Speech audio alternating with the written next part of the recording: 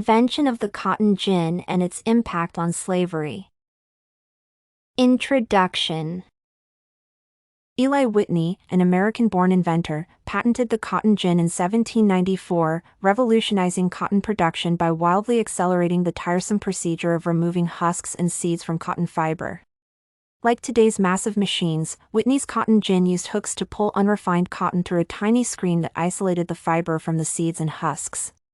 The cotton gin, one of many inventions made in the American Industrial Revolution, hugely impacted the cotton industry and the American economy, particularly in the South. Regrettably, it also transformed the nature of the slave trade for the worse.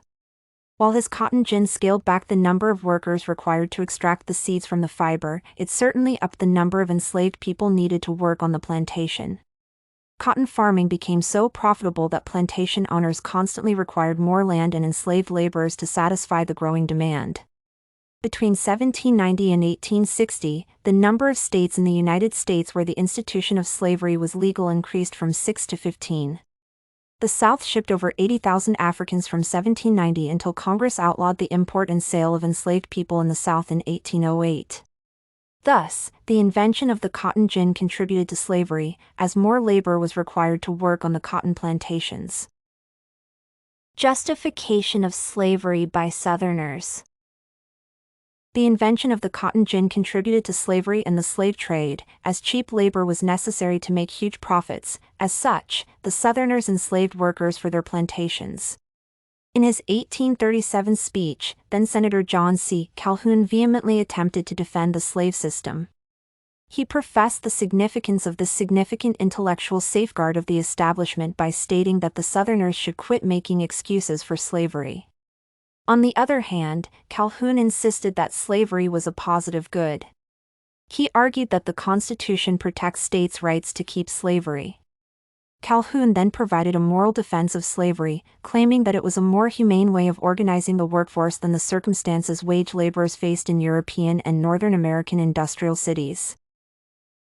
Attacks on slavery by abolitionists elicited a strong reaction from white Southerners. They criticized cheap labor in the North in their defense of slavery. They contended that the Industrial Revolution had resulted in a new type of slavery, wage slavery, far more harmful than the slave labor used on Southern plantations. George Fitzhugh, a Southern social treatises writer, was a firm advocate of enslavement. In the Southern colonies, slavery was commonly proclaimed a necessity. Who enslaved people? Generally, slaves were owned by white planters and toiled on the plantations day and night in exchange for food. Among the enslavers in the history of America were Alexander Barrow, the United States Senator and a planter, and William Beckford, a politician who inherited about 3,000 enslaved people from his brother Peter. Other enslavers in American history include Benjamin Belcher, Adelicia Ackley, and William Aiken, who owned large plantations. The primary purpose of the slaves they owned was to work in the cotton and rice fields. Why did the common Southern whites support slavery? The common Southerners supported slavery to get cheap labor for their plantation to make huge profits. The South was home to over 4 million enslaved people, who influenced every element of the region's social, ideological, and economic life. Moreover, the enslaved people also cleaned the streets and worked as bricklayers, carpenters, metal workers, bakers, and laborers in cities like Charleston for free or a little compensation compared to the whites. As Southerners became more isolated, they became more strident in their defense of slavery.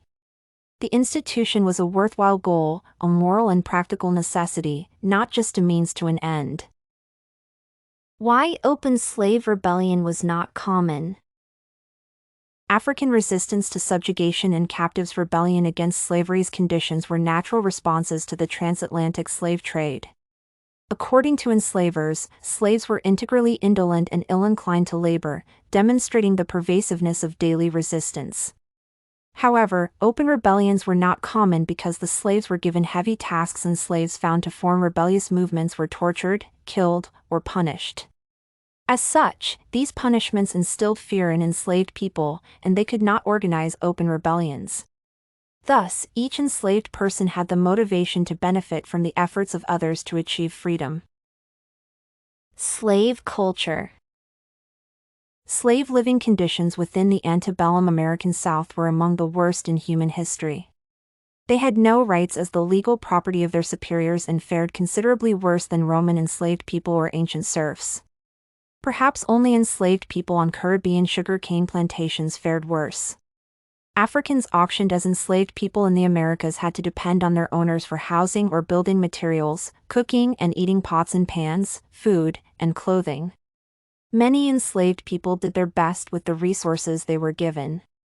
Most did not dare to grumble about their living conditions due to the fear of being whipped or punished.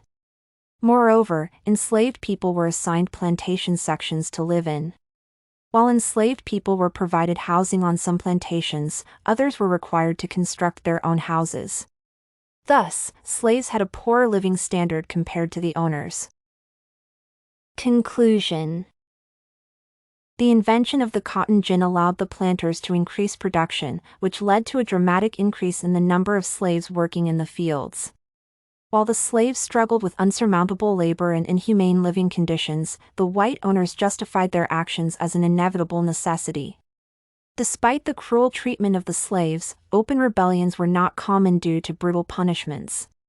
Therefore, the invention of the cotton gin had an unfortunate effect on slavery, enabling the persecution of millions in order to maximize profits.